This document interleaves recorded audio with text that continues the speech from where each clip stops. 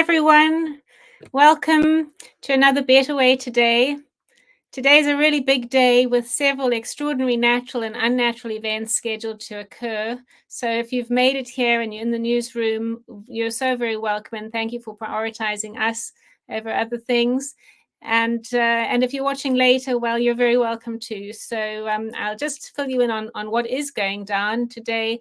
We have a solar eclipse happening during this live meeting. Perhaps I shouldn't say that, but we hope you will stick with us. There's the CERN Large Hadron Collider experiment happening today as well.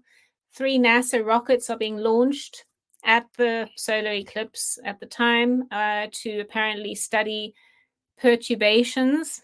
Doesn't sound like a good idea to me, but anyway, that's what the rulers do. And then we have a full planetary alignment, which is happening around the eclipse. So it's highly, highly unusual and rare to have 7 planets happening in the area of the moon and the sun, and as well as Chiron. So it's actually sort of in a 90-degree segment of the skyscape. And that's Uranus, Mercury, Venus, Jupiter, Saturn, Mars, and Neptune. And then we have and Pluto sitting somewhere in Aquarius. So it's really, really an unusual day from a cosmic perspective. And there also happens to be a comet in the vicinity of the eclipse, which has been called the Devil Comet, or a Devil Comet, because it has a funny sort of horn shape to it. So what a thing today. And all of this is happening during a period of Mercury in retrograde. So another reason, if you actually have managed to make it here on time and you didn't get the time mixed up, which I have to say that I did, and you didn't have any communication difficulties in other ways or travel delays, well, you're doing really well today. At WCH, we have decided to make this very auspicious day a day of healing. And we have a very special guest by the name of Max Lowen, who's going to be speaking to us about recovering from trauma and stepping into our power. So thank you again for joining us. I'm also delighted to be co-hosting Max with Kim Knight, who's one of our amazing Mind Health Committee members from New Zealand. Welcome, Kim. I wonder if you could pop her up there. Thank you very much. Hi, Kim. Hello, so great to see you again and share the hosting with you today. For everyone else, Kim has been a keen contributor to World Council for Health for the past 3 years, including presenting at our inaugural Better Way conference. In her clinical practice, she has spent 18 years helping people recover from the long-term physical and mental health consequences of childhood emotional neglect, mental abuse, and narcissistic parenting. She's passionate about helping people recognize if they're being gaslit or mentally abused, and teaching how to stand one's ground, speak one's truth, and recognize and honor one's own needs. So Kim is going to help me with the Q&A and general discussion when Max has finished her presentation. So now I have the pleasure of introducing Max Lowen. Max, are you ready? I'm ready. So Max is a global citizen, having grown up in various countries, and is trilingual in Italian, Spanish, and English. She's a survivor of satanic ritual abuse, torture, and trafficking. And she went on to do her healing work and train in trauma and recovery to help other survivors and those trapped in a cycle of violence. Max created her own show called Unbroken, where she interviews survivors, truth warriors, healers, and teachers. You can find out more on Max's website called Unbroken.Global. But Max is an advocate for children, and she considers children to be our most precious asset and the future of the human race. So welcome, Max, and I really look forward to your presentation on recovering from trauma and stepping out into our power.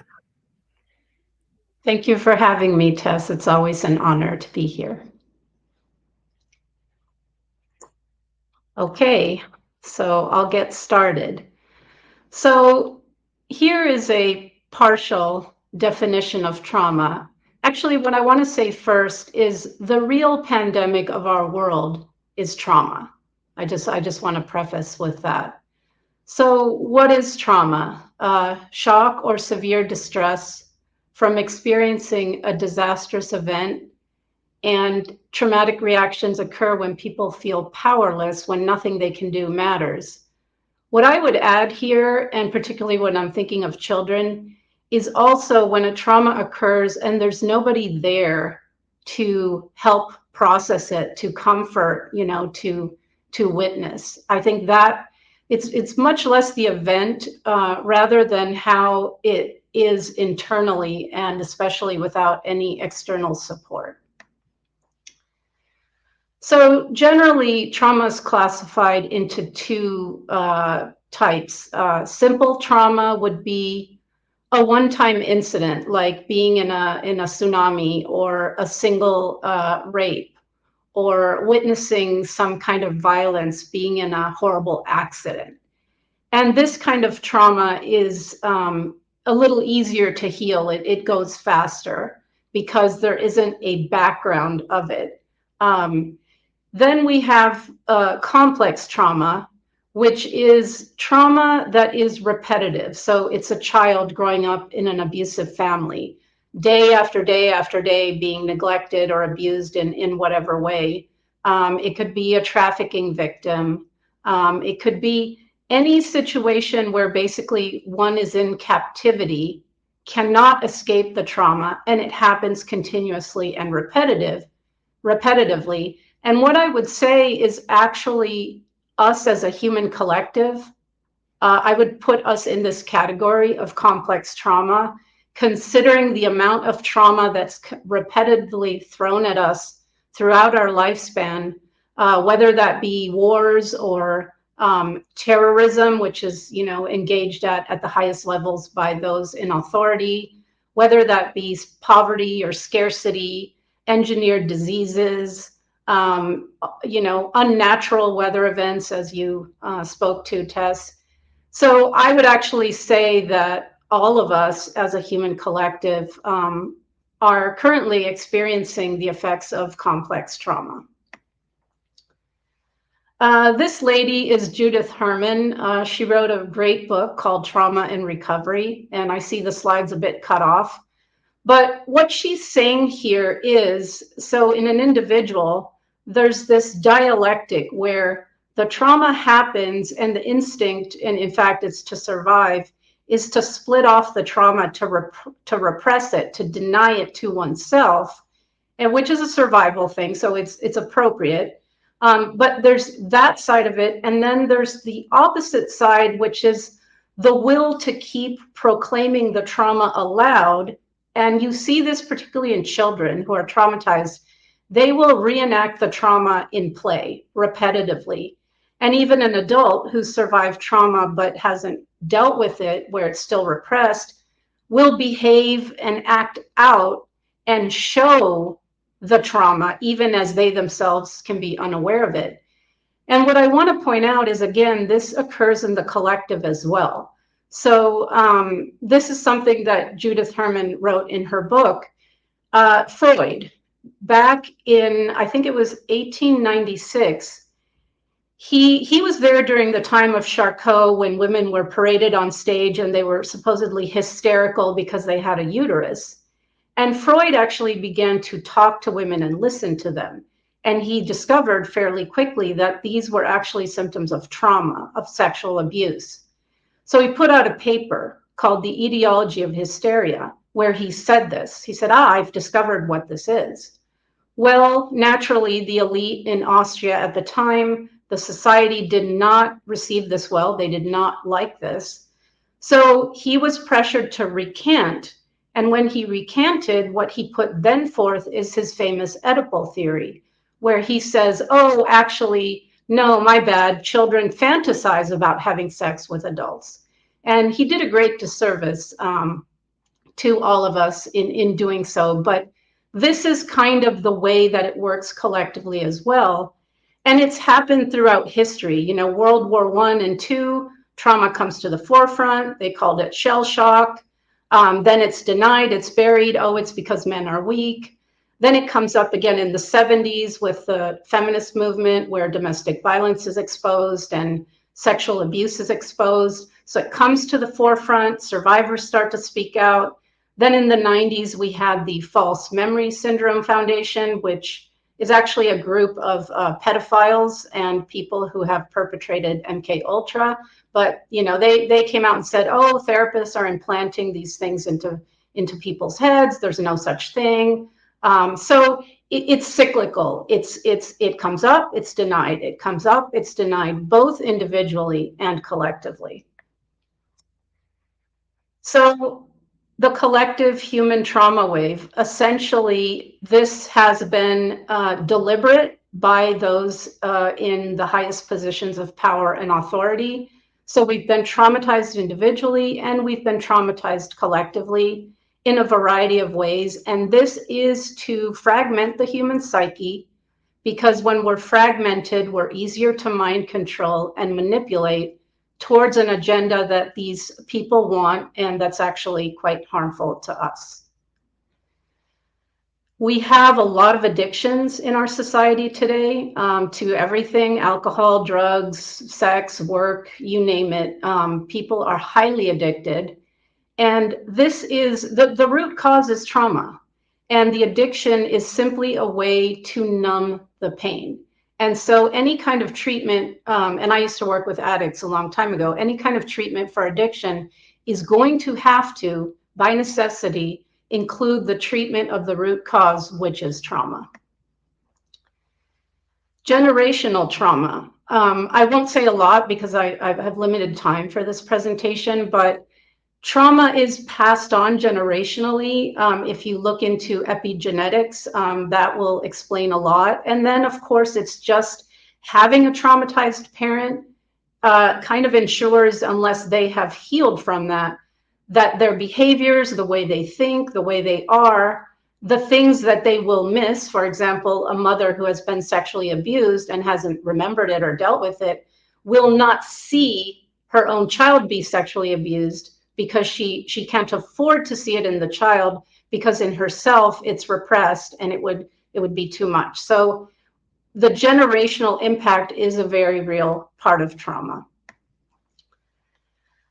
This is also a quote from Judith Herman, and what she means here is the child has a dilemma. The child is being abused, is being traumatized, but cannot afford to look at her or his parents and see that they are the bad ones. The child always keeps hoping and wishing for that good parenting, and so takes that and internalizes it to herself or himself. So if I'm bad, maybe I can be better, and maybe mommy or daddy will love me tomorrow. So the child has this impossible situation and ends up taking on the trauma and the blame.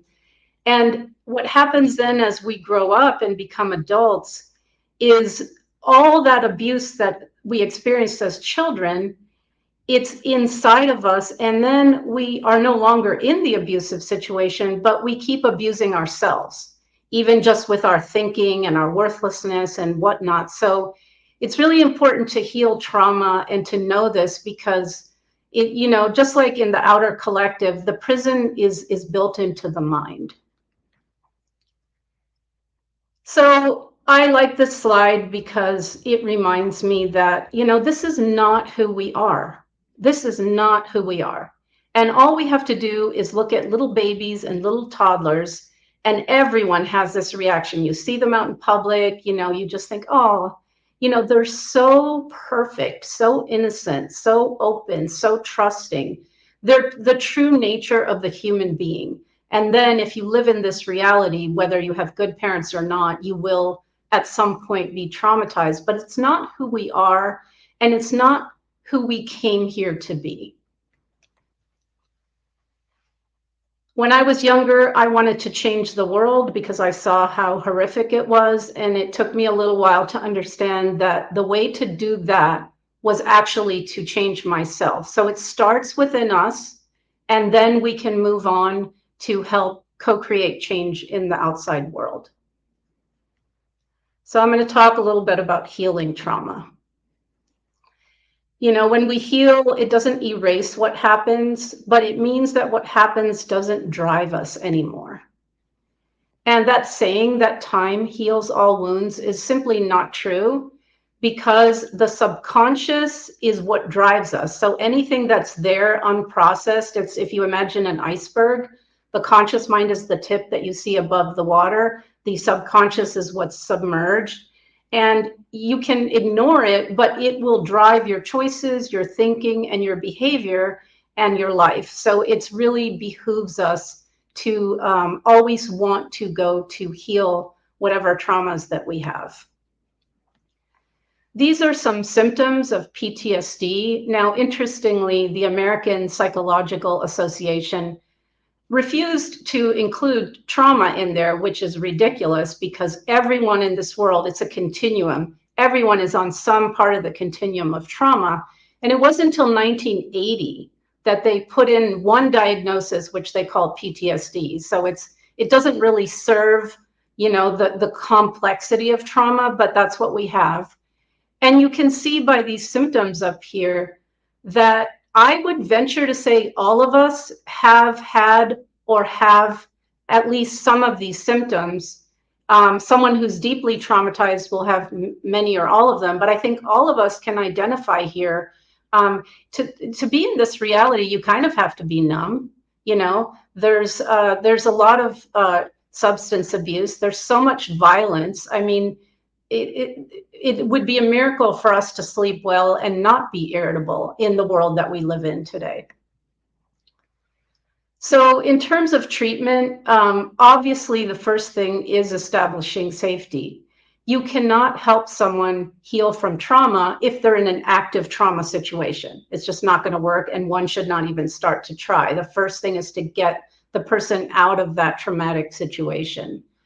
Remembrance and mourning. So I really feel this is important. We have to know what happened. We have to remember it. We have to put together the story of our lives and kind of the events that happened, and then express the emotions. There's so much grieving. And, I think there's also so much rage in a lot of cases about what happened to us. And we have to know it, and we have to release those emotions to go forward. And then the reconnection stage is, we're fragmented. Reconnect with ourselves and reconnect with others, like connect with community again. Go back into the world of people and feeling, trauma survivors often feel like completely isolated. Like I used to feel like a freak, so that reconnection, that coming back into the human fold is really important. There's many therapies that we can use for trauma. I particularly like internal family systems because it really describes the parts and how parts hold different parts of the trauma. But nowadays, there's a variety of things that we can use. And so, this is something people can go do some research on. And sometimes a combination of therapies is important. In this slide, it really highlights that it's not just, for example, in the upper right-hand corner, the counseling, but all of the pieces matter. We have to take care of the vessel of the body with exercise. We have to we have to have that emotional connection with other people. The mindfulness, the time where we connect with that inner self or that higher self or the divine or whatever we call it. Journaling, living a healthy life. All of these components are necessary for healing from trauma. So again, the stages are, we need to acknowledge something happened. We need to get safe. Then we process what happened, and then we become more integrated and whole.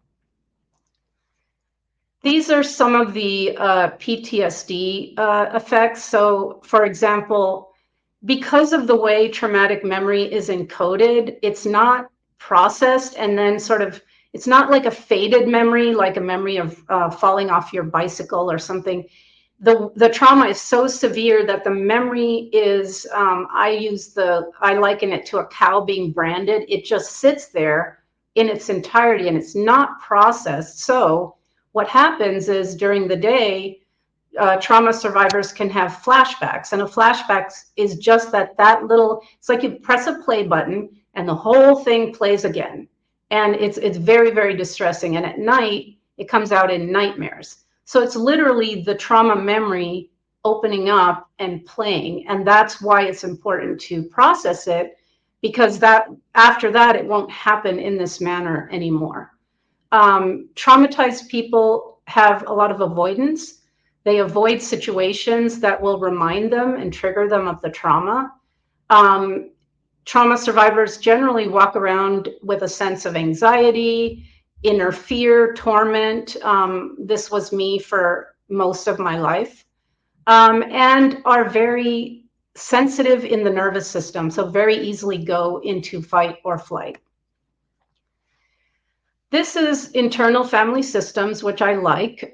So when it says exiles, what it means is, so a big trauma happens and the child cannot hold it, cannot cope with it, and would die if it did have to hold it. So it gets split off and repressed. It's like it happens and then it gets, that part that it happened to splits off and holds the memory of that trauma and gets buried within the system, or as they say, exiled. And then their language where they say firefighters, it's other parts of the self that jump up. So when it starts to leak up from the submerged, trauma starts to leak up, the firefighter parts will do all kinds of things to, to stop it, like, go to addictions or act out or do things to prevent the trauma from surfacing. And what they call managers is just that sort of part of the person that attempts to keep it all in control. And it's a survival mechanism. So while it's not helpful, it is helpful until we get to a point in our lives where we can bring those exiled parts forth and heal them. So this is actually a very clever strategy of our psyche. I like this illustration because this shows kind of what I just said, and we could extend this to, so dissociation is a continuum. And on one far end, we can have what used to be called multiple personalities, and now it's called DID.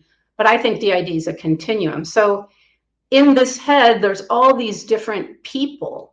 And this, again, it's a survival mechanism. When the trauma is so extreme that it cannot be handled, it gets split off. So different parts handle and hold different pieces of the trauma.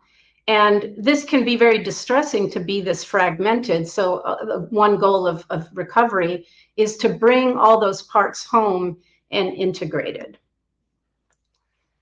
These parts a lot of times are called the inner child. I like this because I think it's helpful when something comes up to imagine one of these inner children are wanting to be witnessed, are wanting to be heard, are wanting to express and release this pain.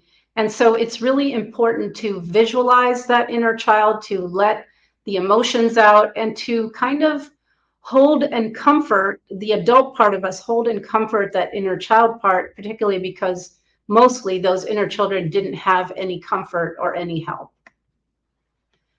Journaling is an excellent adjunct to healing. It's very, very helpful. And sometimes when we journal, a lot of memories can come out, and particularly if we're very fragmented, different parts will write out different scenarios or different memories that they hold. This goes into the nervous system. So we have a fight, flight, or freeze component of our nervous system. And I like this slide, including fawn, people pleasing, avoiding conflict, prioritizing others' needs over our own. I used to be this way. It's kind of a protective thing, like, oh, please accept me, please love me. But so we have this fight, flight, or freeze built in, and ironically, it's called the reptilian brain. And in a situation of actual real danger, this would actually be very helpful. So what happens is when there's a danger outside, like a big animal about to eat you, your brain goes into survival and it shuts down the prefrontal cortex, the thinking part of the brain, because thinking is too costly. It takes too long. So you have to just react in a split second. So you either run or you fight. And if that's not available, you freeze.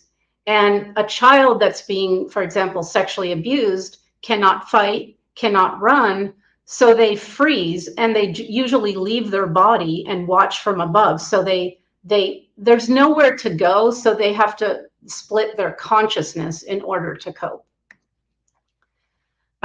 Some things that we can exemplify this in our behavior too. So, we can be irritable and angry and combative, or kind of avoid situations.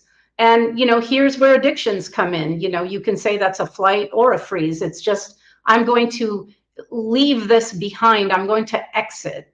And so it is really, I don't have time to get into it, but the nervous system is very, very important in healing trauma. And so there are a variety of somatic therapies and things that people can do, because it's in the mind, it's in the emotions, and it's in the body.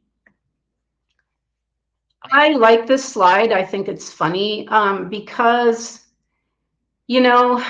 there's so much fear thrown at us and pumped at us by the media all the time. There's always a boogeyman. And it's the fear that is destroying us. And so we want to get to a point where we see the reality out there, but we're no longer afraid. I want to talk about triggers. So we all get triggered. And so a person or an event, something triggers us. And what's happening in that moment is it's activating an already existing trauma inside of us. If we didn't have that, there would be nothing being triggered. So something happens and we basically time travel to that event in the past. It opens up, and then we feel all those emotions. And so 80 or 90% of what we're feeling when we're triggered is actually from the past. So it's really important when one gets triggered to know that this is actually a helpful mechanism to recovering a memory and releasing emotion. Do not respond.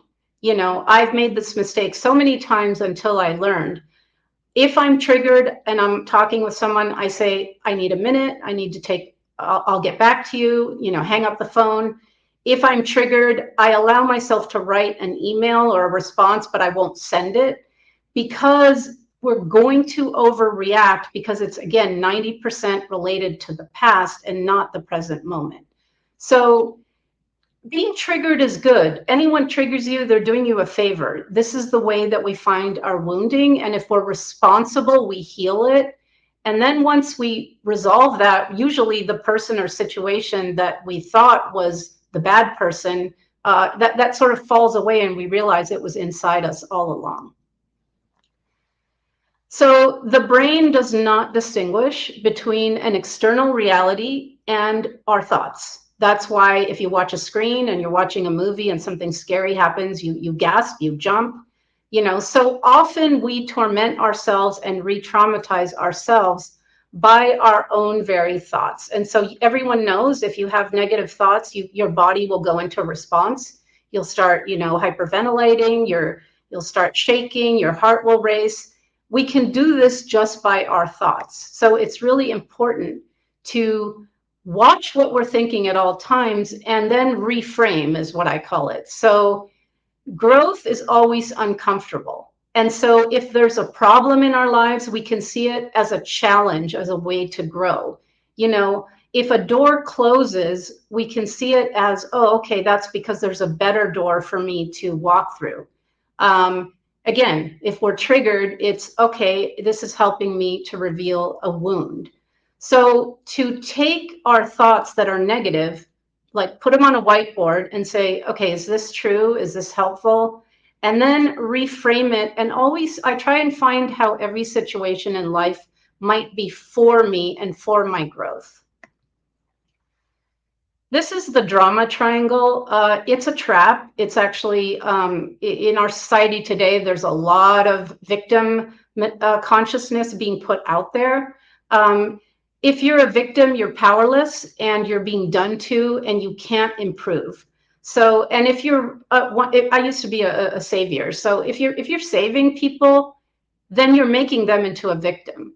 And you can't escape this trap. You kind of go around and around from being a perpetrator to a victim to a rescuer. And this is something used on us as a collective. So it's important to, we can feel our victimization as we go through the process of healing trauma, but we cannot stay in victim. We have to go to survivor. I thought I should mention the Hegelian dialectic. This is used by those in authority against us. They create the boogeyman, they create the problem, they anticipate our reaction and they stoke it. And then they ride in with their solution, which is actually the whole thing that they wanted to do in the first place. So a quick example would be the fake pandemic, the COVID thing that they did. So they put out the boogeyman, in this case is a virus. And then the fear is stoked. Oh my God, we're all going to die. We're all going to die. And then the solution that they wanted was this toxic bioweapon injection that they wanted people to take, along with the lockdowns and economic destruction and increased control over humanity. So this is how they operate, and it's because it causes trauma in us. I think it's just something that everybody should be aware of. Attachment is one of the most significant, important things in a human being's life. In psychology, they've done some pretty horrific studies. One with baby monkeys where they took them away from the mother and they had an option of a wire mesh mother with a bottle of milk and a wire mesh mother covered in terry cloth. And the baby monkeys would cling to the soft terry cloth mother and die of starvation because attachment, being connected to the body of the caregiver, is so important that it's actually more important than food. And the controllers know this, and they do deliberately break attachment to render us traumatized right from the get-go. So these are childhood attachment styles. You can look this up. John Bowlby talks a lot about it. I think at this point, very few of us have secure attachment. And it really messes with, bad attachment creates a myriad of problems in the future. It's just so hard to get along and to have relationships and just to feel okay in one's own skin. I included some pictures of what mammalian attachment does look like organically and naturally. And now what human attachment has been distorted to look like. This is terrible, okay? When your baby is born, the most important thing is to hold it immediately, to have that baby on your body. And here in our modern society, hospital births, this is deliberately done, by the way, by the controllers to break attachment. I mean, what is this? This is so unnatural, and this causes the beginning of trauma in human beings. Babies need to be mirrored, need to have the mother or the parent look at them, touch them, interact with them. It's the holding, it's the physical contact that develops the healthy human being. And one thing I'll say just about this too is another way that they break attachment, besides the way we're born, is these ridiculous books about let your child, cry till they drop and so they learn to sleep. When you're an infant, you need that attachment. That's how you then become independent. So all of that is distorted. And then in our society, the economy is structured in such a way that now both parents have to work. So children go to daycare and, they go to state-sponsored schools at earlier and earlier and earlier ages. And this is all an agenda to disrupt attachment, to break up the family bonds, and to tear out that vital thing that makes us actually resilient. Some of the things we can do to recover from trauma are, again, have a variety of self-care habits. We have to have healthy sleep. We have to move our bodies and exercise. And Bessel van der Kolk, in his book, The Body Keeps the Score, identifies 3 types of exercise that are most suited for healing from trauma.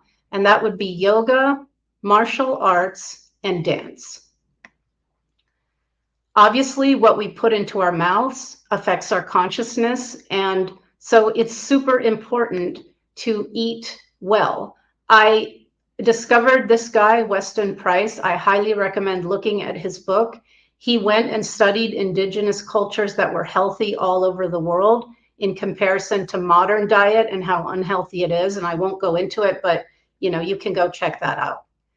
So don't eat corporate food. It's toxic. It's deliberately toxic to reduce our consciousness, to make us ill, to make us weak. So, do community supported agriculture. You can get a box from a farm and get some fresh produce that was grown locally. We definitely are what we eat. And go to a farmer's market. Try and buy food that is not from the controllers, that is not from the corporates, as much as humanly possible. You will feel so much better and be able to heal yourself in all ways. I like this map of consciousness by David Hawkins because he shows how these emotions have a frequency, and we are all energy. Everything is frequency. So if you're in, anger on down, fear, shame, guilt, you're in a survival bandwidth of frequency, which is the bandwidth that the controllers want us to be in, because that's where they can manipulate us and feed off us. So we have to be conscious of that and work to raise our frequency to the higher and higher levels, because, for example, at that top level, the bad guys can't exist there. They cannot exist in the light and in high frequency. So we want to work ourselves up to that level, because then we literally step out of their control. Because everything is energy. And so if I'm energy, my energy is going and mixing with everyone around me. Everything in life is interdependent. So everything we think, everything we do, everything we say out loud ripples across everywhere and affects everything. So it's super important to self-monitor our thinking. And our thinking, a thought can lead to an emotional state, which then a lower frequency emotional state. So they're tied together. These are some slides from, I recommend, if you don't know, to go look up the Japanese scientist Emoto.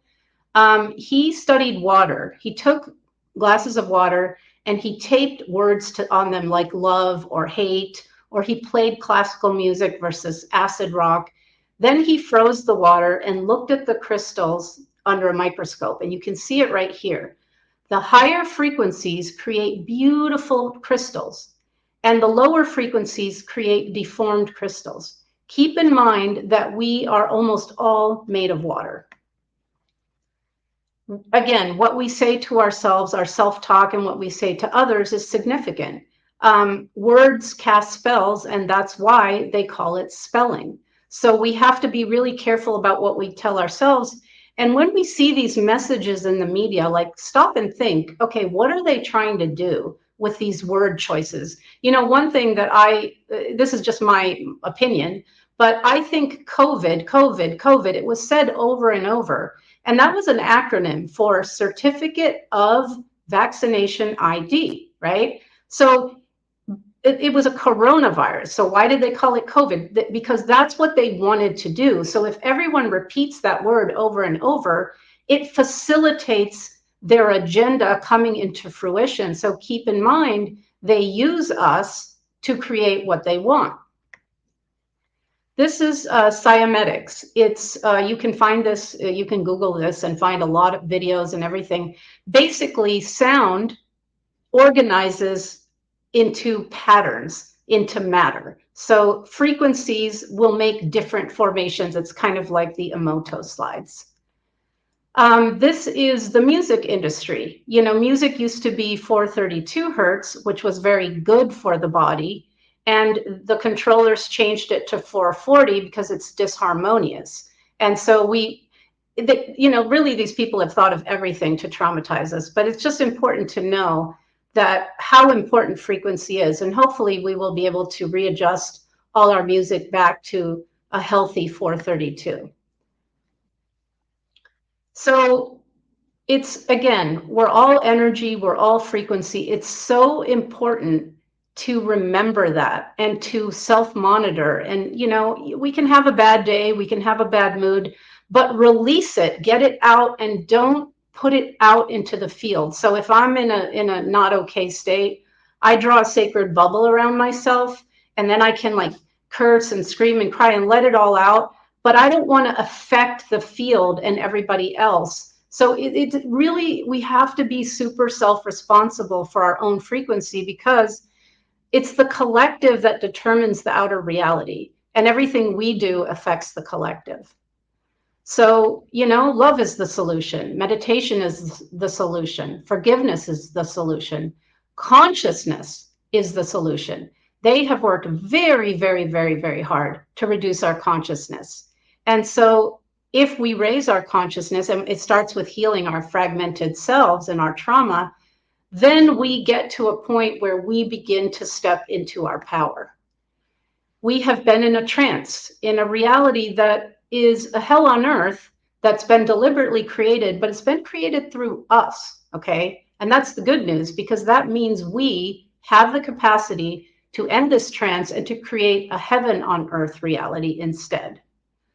It's all about consciousness. And I really believe that right now on earth, and Dr. Tess mentioned the solar eclipse, there's a lot of celestial events facilitating more light coming into this planet and a rise in human consciousness. And the controllers knew that this time period astrologically would come. And so they've been preparing for it, and they've been trying to rush through their lowering of consciousness things and their poisons and everything in an effort to prevent humanity from rising in consciousness, because that is basically their end. So when you look out there, the world looks insane. It looks crazy. It's not getting darker. Trust me, it's always been this dark. It's just being exposed. The increased light is showing everything as it is, and that's the step to leaving that darkness behind. Just here real quick, we are prime manifestors. We can create whatever we want for ourselves and for the collective. And so they've dumbed us down to not know our true abilities for manifestation, self-healing, metaphysical travel, etc. But we are going to begin, as we heal and put ourselves together, our abilities begin to come back online. When all of us heal, when each of us heals, we're like a light bulb that turns on. So imagine what happens if you look at the whole planet as more and more light bulbs turn on. The darkness then at that point is just simply gone. Gratitude is a great frequency raiser. If you feel down, start to think of all the things that you're grateful for, that you have a roof over your head, that you have food, that the sun is shining, anything. And again, when we're in that gratitude frequency, then the universe matches and brings us more things to be grateful for. Spending time in meditation is super important in terms of healing. The doing frequency it's a brainwave called beta, and it's useful for getting things done. But we need to go into alpha or theta to connect with those other dimensions of ourselves, to our inner self, to the divine. And so it's like a radio station. You can't connect if you're on the wrong station. So you have to stop, sit, breathe, and go into those brain waves that facilitate that connection. It's very healing, and we can receive a lot of guidance when we do that. Once we get ourselves together and heal ourselves, we're then capable of lending a hand to others, of connecting with others. And believe me, they have tried to divide and conquer us so that we don't come together. Because again, we are so much more powerful than these people who run the world. And that is why they've invested so much effort in poisoning our food, our air, our water, our bodies with pharmaceuticals and vaccines, our minds with the media and the miseducation, the frequency towers, everything they've done and all the divide and conquer programs. You know, you're supposed to hate the different gender, the different race, the different sexuality. This is because they don't want us to come together and realize that we actually only have one common enemy, and that is them. So when we heal our trauma, we can come together with other people and begin to affect change. This slide reminds me of a time when I was 5 years old and I was living in Africa, and I was looking at the night sky, and I had a vision of all these stars falling down to earth. And the voice told me that a bunch of us came here for this time right now to help the collective heal and transform and rise in consciousness and move to a completely new way of living. So we fall, we break, we fail, but then we rise, we heal, and we overcome. And that's why I call my show Unbroken, because we may have been broken, but we can unbreak ourselves. And because we went through this dance with the dark, as awful as it was, we can gain a lot of strength and wisdom and emerge, once we do our healing, at an actually much higher level of ourselves than we even were before. So we are in a collective dark night of the soul, and it does seem pretty dire, but it isn't, because this is always, the next thing that follows this is always the rebirth. And I think we are in a time of awakening of global consciousness. And it's not our world that's ending, it's their world. So, you know, we need to heal and restore and recover ourselves. We need to come together as a human collective. We need to say no to their agenda and frankly co-create a world that we wish to see, which is something that Dr. Tess and the World Council for Health are doing, and why I have so much respect for her and for this group of people. So thank you so much. Wow.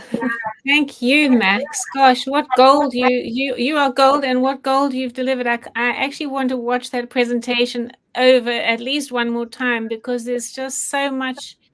It feels like there's so much in it to learn, but also to use. You know, it looks like something one could use when one's sort of forgotten the tips, you know, or feeling down and can't pick yourself up. But really, I hope people will put this in their collection of videos to go to if they need help. But Kim, what was your impression of that wonderful presentation? Yes, I agree with everything that Max has shared, and I'm familiar with quite a lot of the information that you shared, and lots of thoughts and ideas coming to me.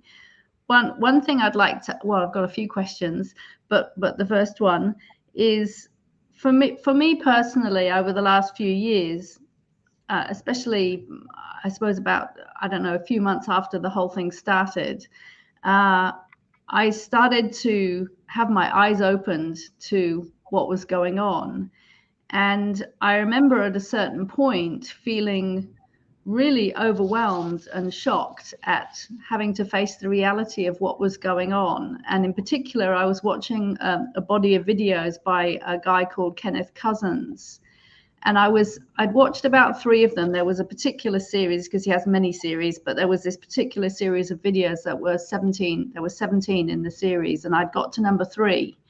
And he was talking about the history, the true, history of the world. And my eyes were literally sort of being popped open. And I remember going to bed that night thinking, I don't know if I can handle any more of this, because it's totally shattering my paradigm of what I thought the world was about. And I thought, I'm not going to watch any more of these, even though it's absolutely fascinating. It's sort of like fascinating and disgusting at the same time. I went to bed and thought, I'm not going to watch anything more for at least 2 weeks. I need to integrate. And then I must have integrated overnight, because I woke up the next morning and I was like, oh, I can carry on now. But my question is, what advice do you give people who are going through this awakening process to the level of EVIL? I don't even like to say that word, in the world, which is truly staggering. And I was listening to one of your podcasts yesterday And you know, the guy who was interviewing you said there's no other word except shocking to describe what you went through. How do people manage this waking up process when it can be so disorientating? Well, it literally is traumatic to wake up, you know, and it's always in parallel to the individual. It's just like a little child. It's so traumatic not to be loved and cared for and protected by your parents. It's supposed to be this way. So it's a real shock to discover that evil. I mean, basically what I say is satanic pedophile psychopaths run the world. I mean, that is the truth. And it's a horrible, devastating truth. So one has to titrate, like you just said. So, you know, people sort of wake up and then they start consuming all this information, and it can be really negative to do that. So you kind of have to take it in, absorb it, and then take a break. And there's so much beauty in this world. Just nature itself is so beautiful.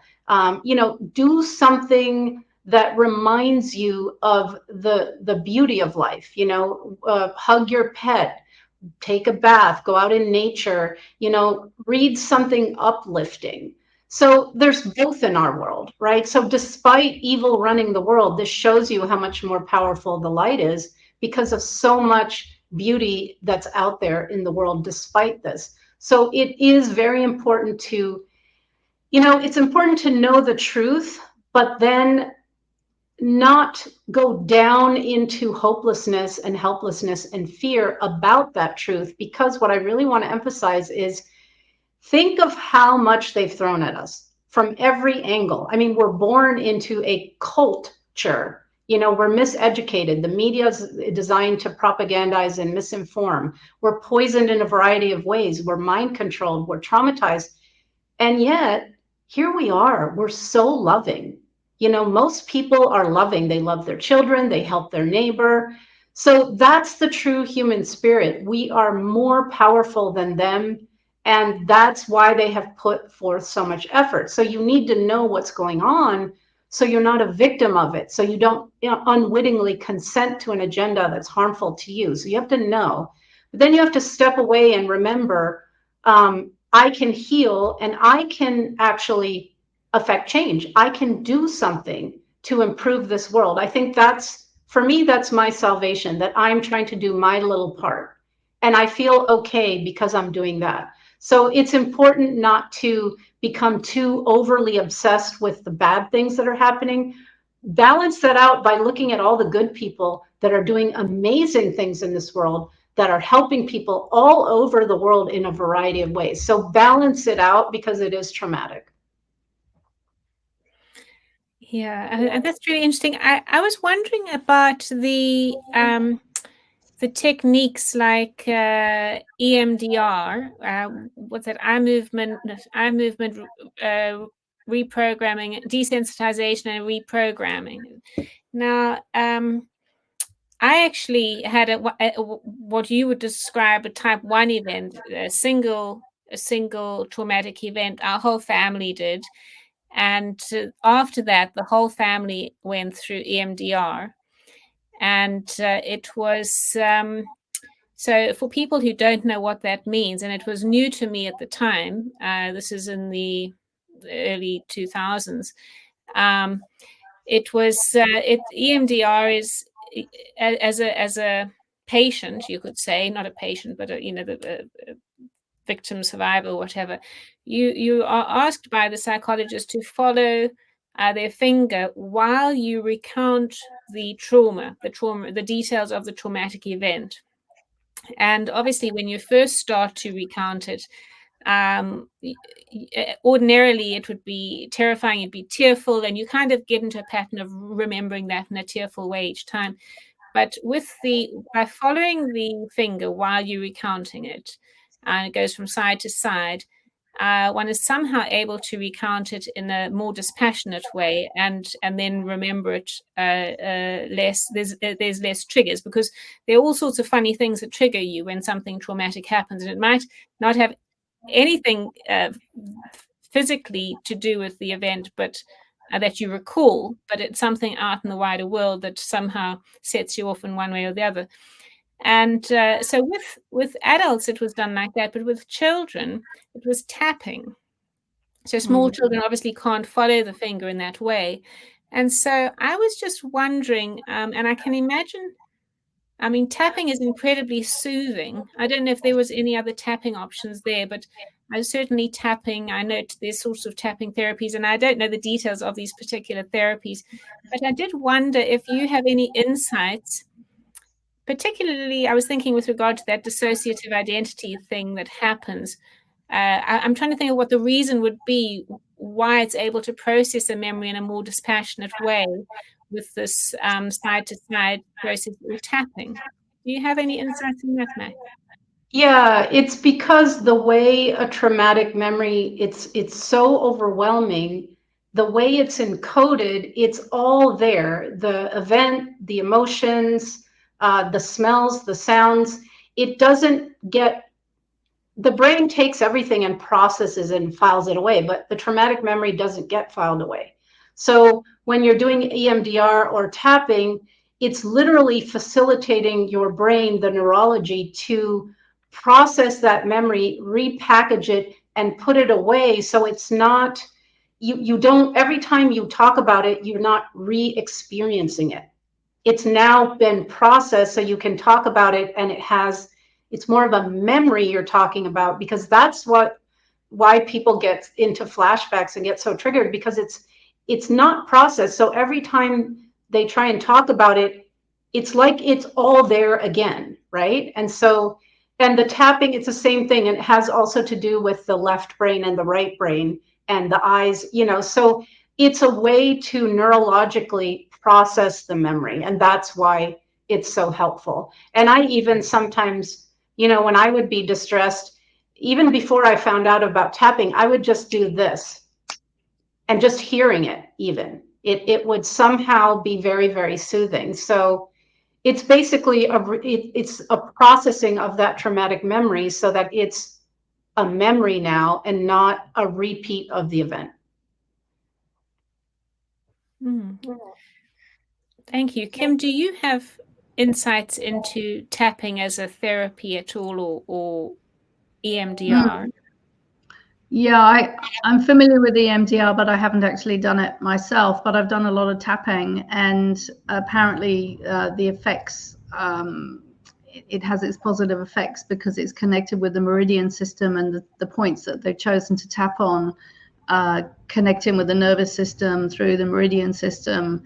And for myself, I found that the secret to tapping is because it's not about trying to make the thing better. It's about validating and recognizing what actually is going on, and in particular the emotional pain. And so all one has to do is to acknowledge the feelings. So I'm feeling really upset. I'm feeling really frustrated. This is just so annoying. And one actually just speaks out loud the thoughts that are going on in the head along with the feelings. And it's the validation that helps to calm and disperse and dissolve the emotional upset. And for me, I find it, I call it emotional first aid. And it's so easy. Anybody can do it. You can do it anytime.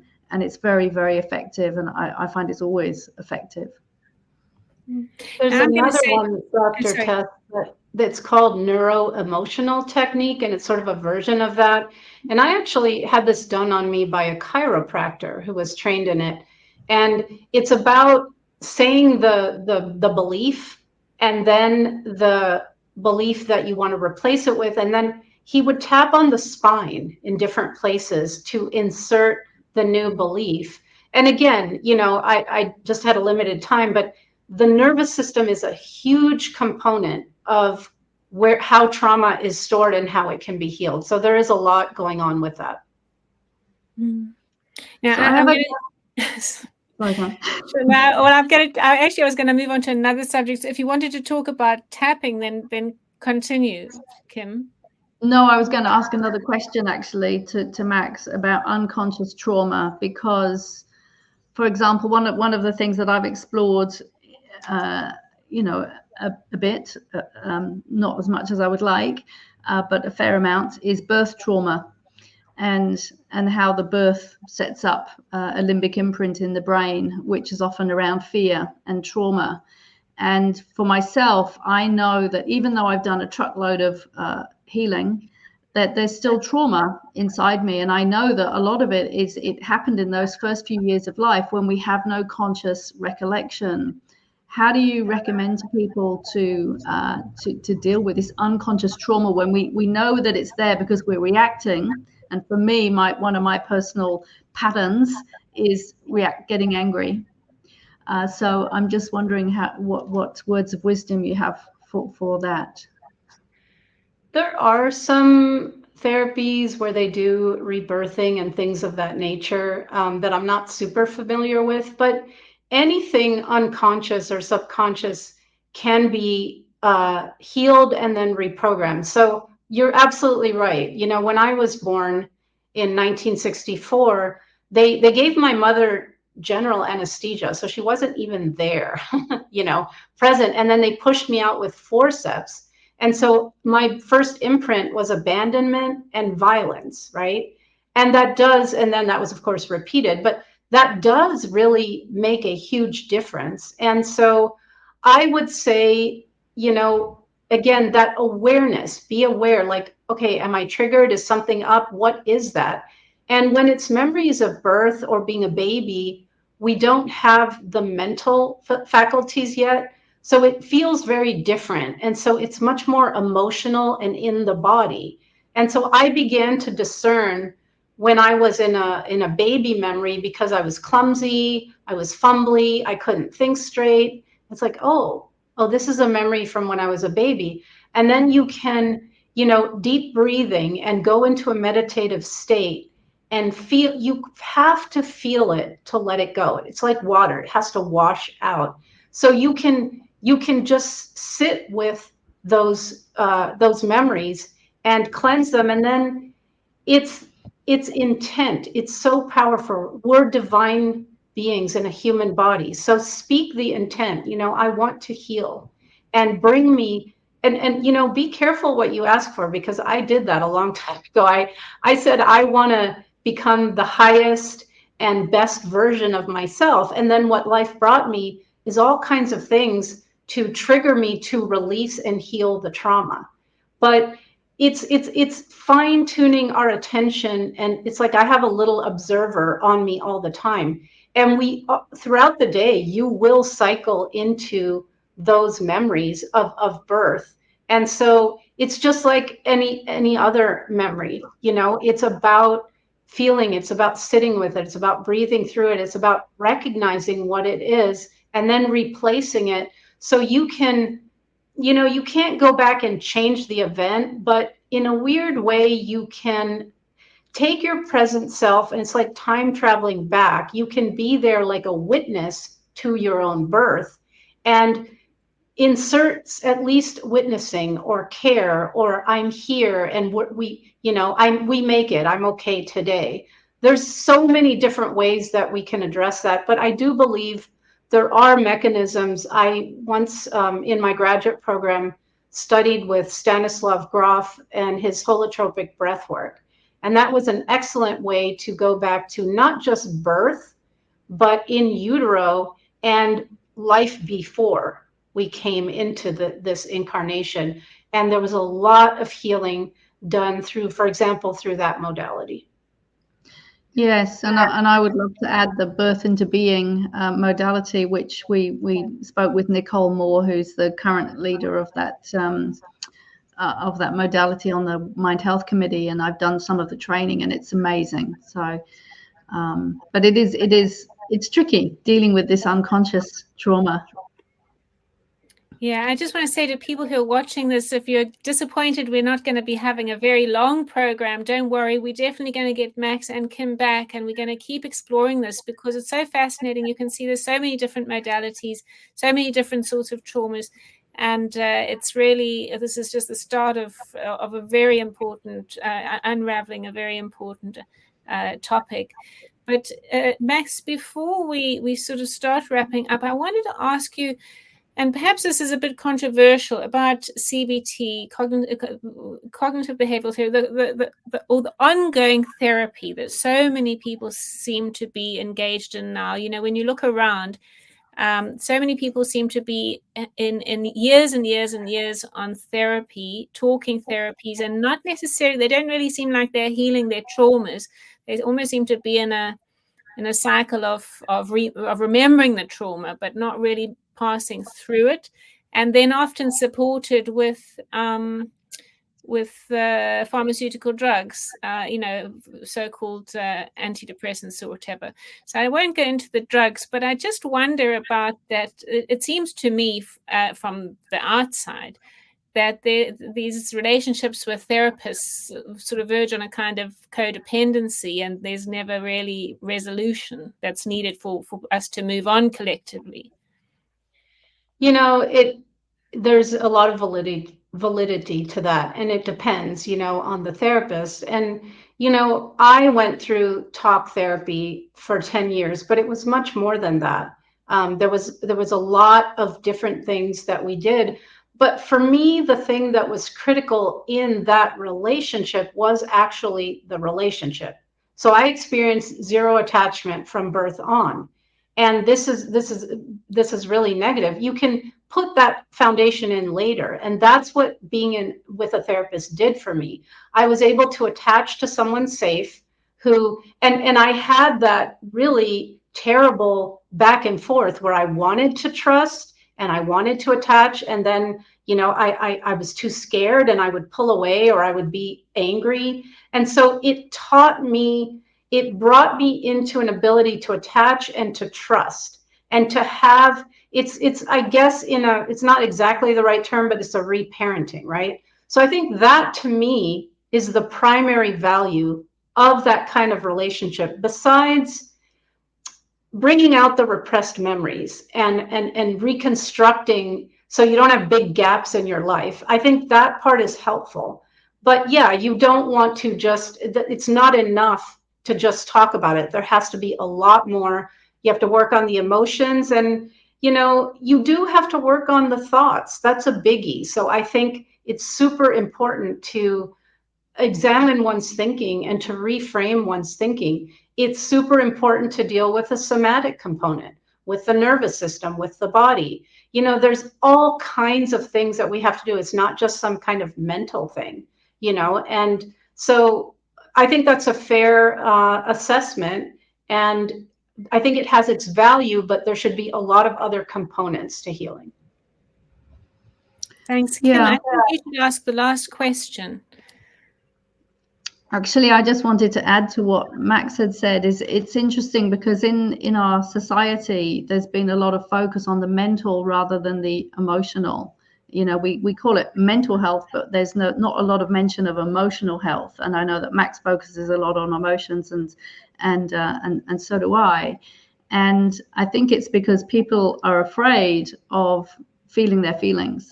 And have not been taught how to feel their feelings and face their feelings and process feelings, which once you know how to do it, it's actually not as difficult as one fears or thinks. And I think that's why a lot of the therapies have become these talking therapies. And yes, CBT can be really useful, but I've worked with a lot of people who've done CBT, but they get stuck because they're not dealing with the actual emotions. Yeah.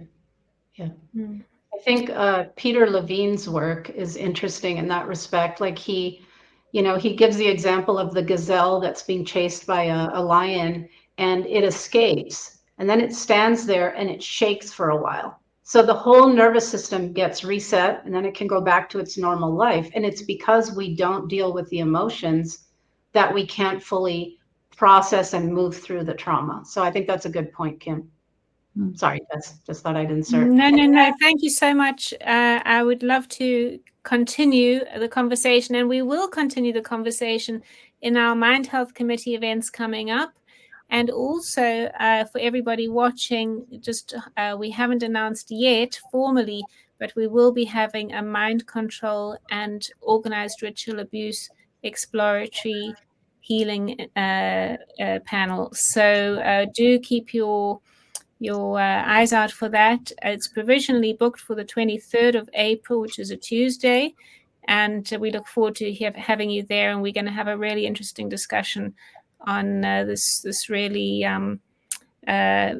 buried subject that, as Max has mentioned, these things come up and they get buried and they come up and they get buried. And there's a cycle bearing of things. Well, we're not going to be burying things any longer. We're going to bring them up.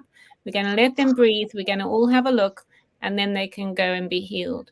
So, Max, I just want to thank you so much for just coming and sharing and being so open, your wisdom, your experiences. And Kim, you too, thank you so much. It's been really an honor to be spending this time with both of you and learning and healing. So thank you very much. Thank you for having me. So I believe the next part of the program is I have to do Emma's announcements, because Emma's actually looking at not looking at the eclipse, but she's gone to go into the path of the eclipse and see what she can see.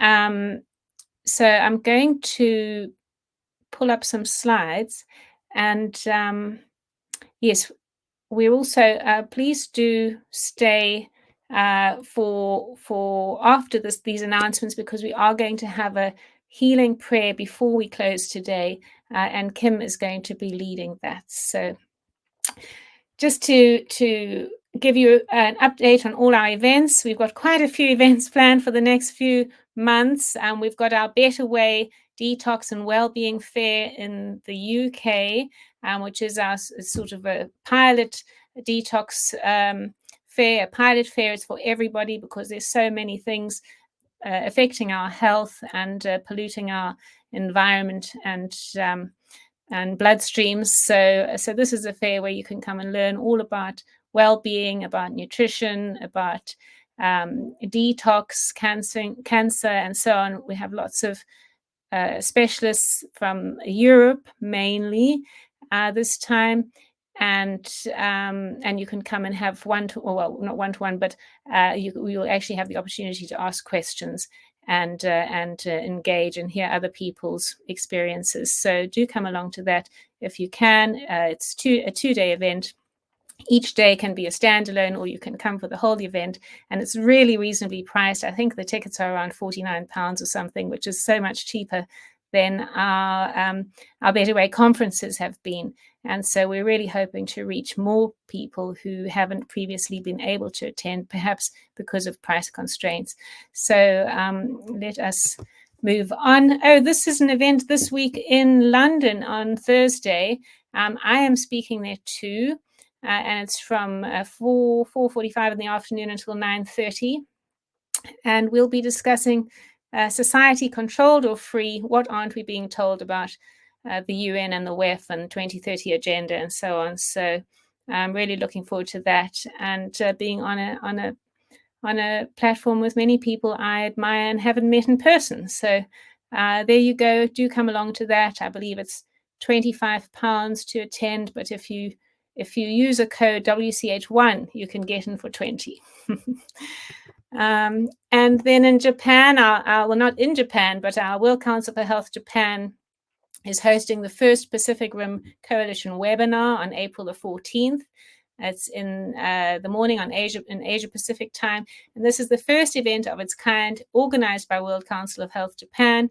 Obviously, I think people will have noticed that because of the time zone differences, we often don't have a lot of Asian attendees at this meeting, or US attendees, because, certainly from the West Coast, it's always a challenge because of the time differences. So the beauty of the World Council for Health decentralization is that meetings can be held like this all over the world that suit the time zones of those areas, and everybody can have access to these wonderful conversations about health and sovereignty.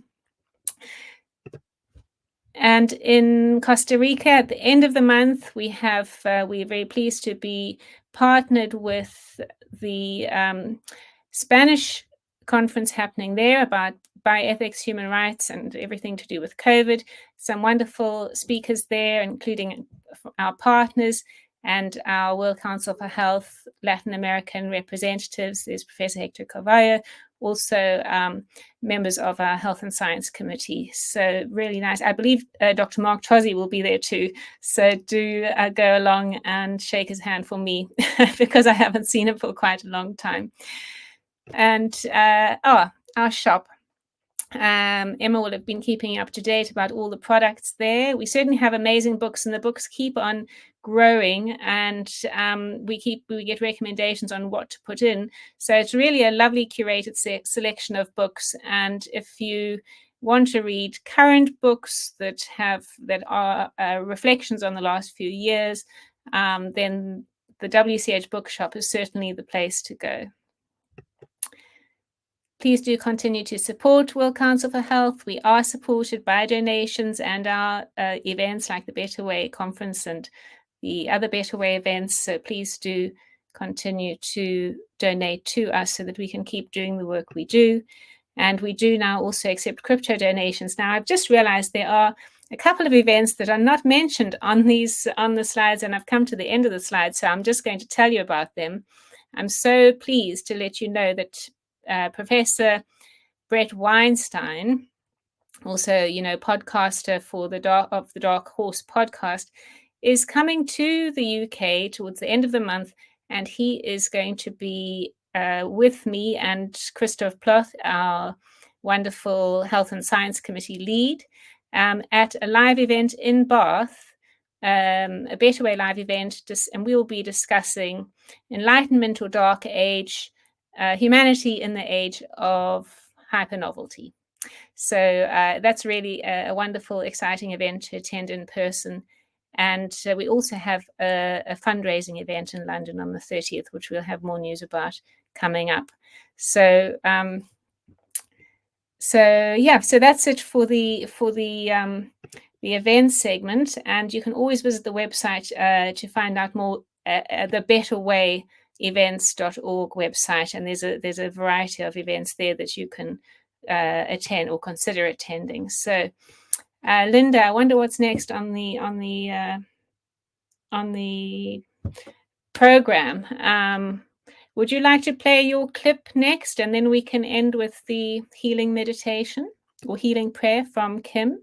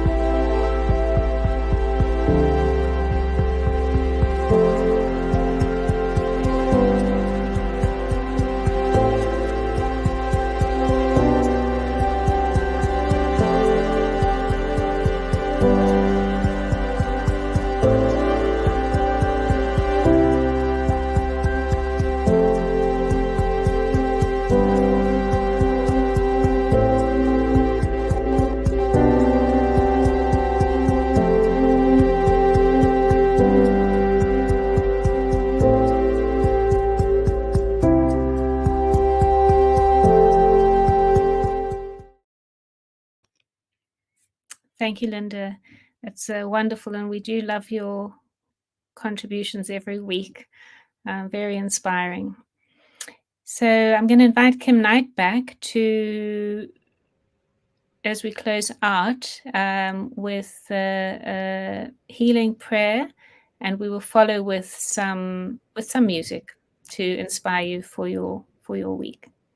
Thank you, Kim. Thank you.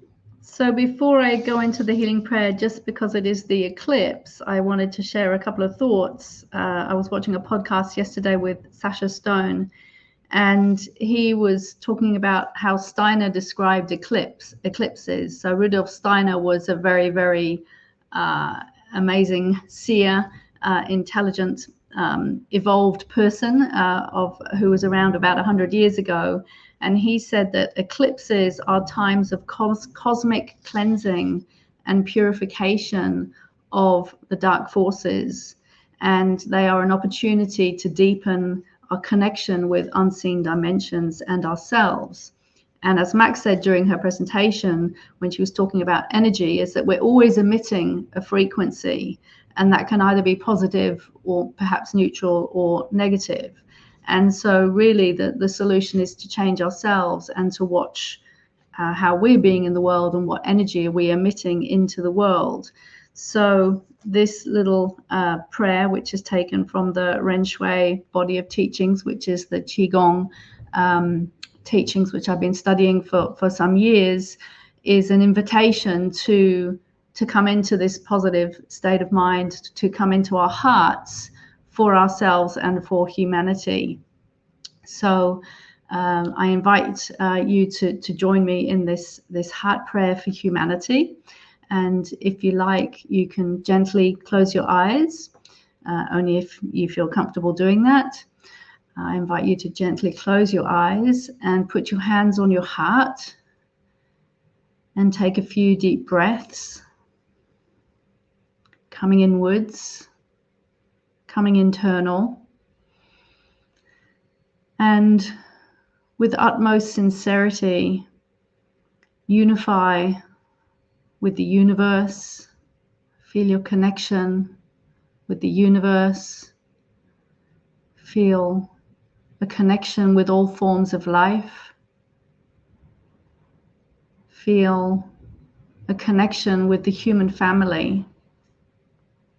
And together we can share the following best wishes with the world. And in this very important time of this solar eclipse, put this positive information out into the collective to help uplift the collective.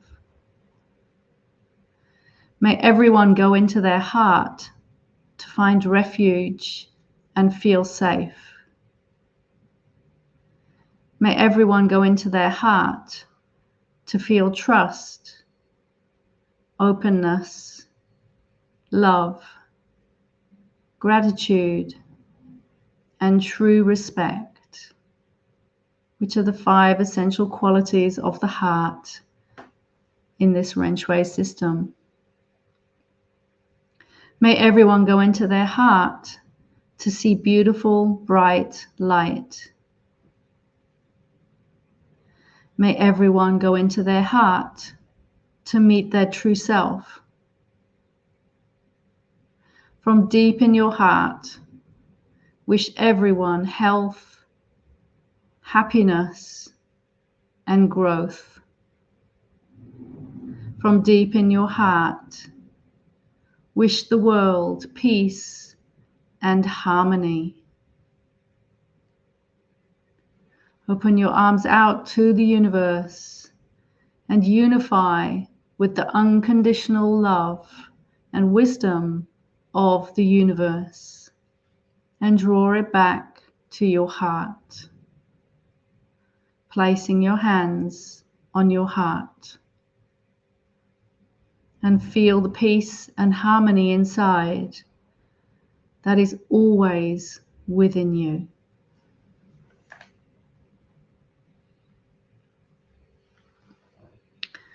So short and sweet. Kim, that was beautiful. Well, I've also just during that, I was just reflecting a little bit about, what was so meaningful to me, this presentation and all the things that Max said. And the one thing that really struck me was that word transcending, and I'd never looked at it in that way, transcending, and it really does feel like today is the day for healing and transcending all the fear and darkness that we've been exposed to for so long. And I really believe today might be the day. If anything can wake people up, then the electromagnetic fields and frequencies generated by these auspicious cosmic events can. And so, I'm gonna bet that the trance is ending, and it's ending today. And I'm gonna, believe that. I think it's a very Yes, good way to start tomorrow.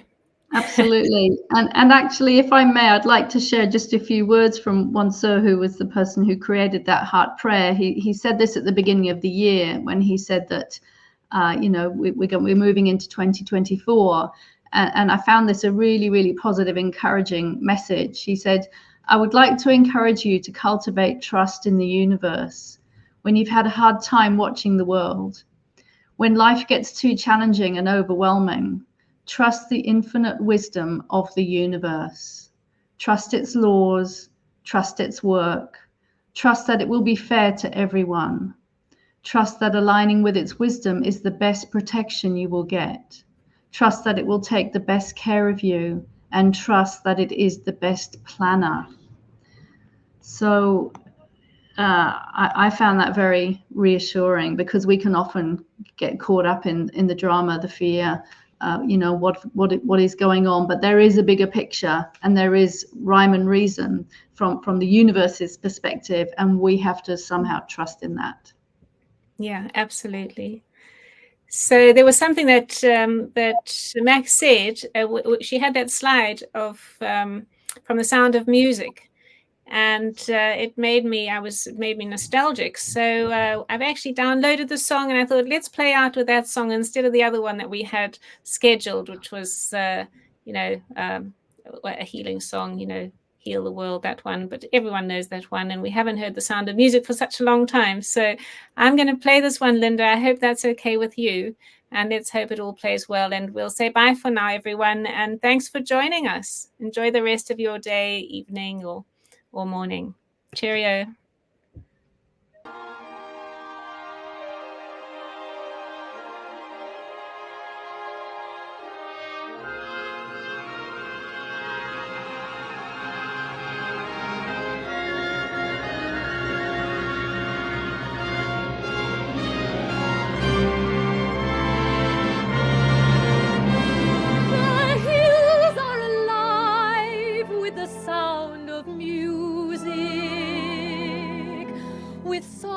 Have sung for 1,000 years. The hills fill my heart with the sound of music.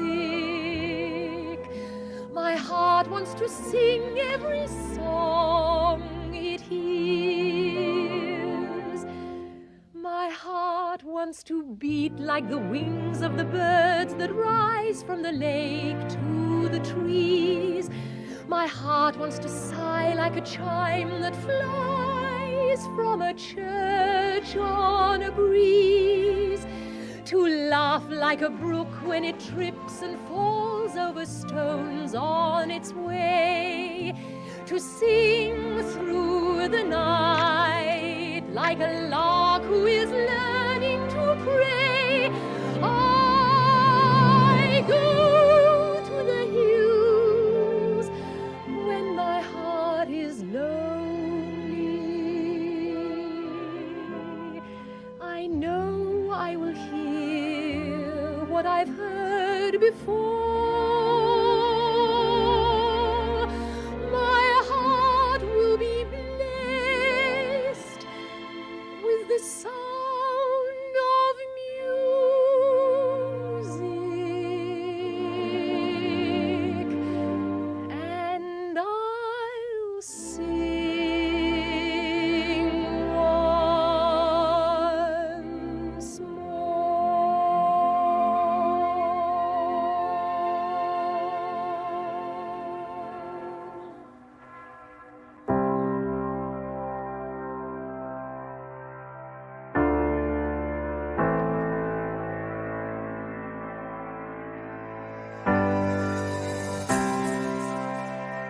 you for watching this episode of Better Way today.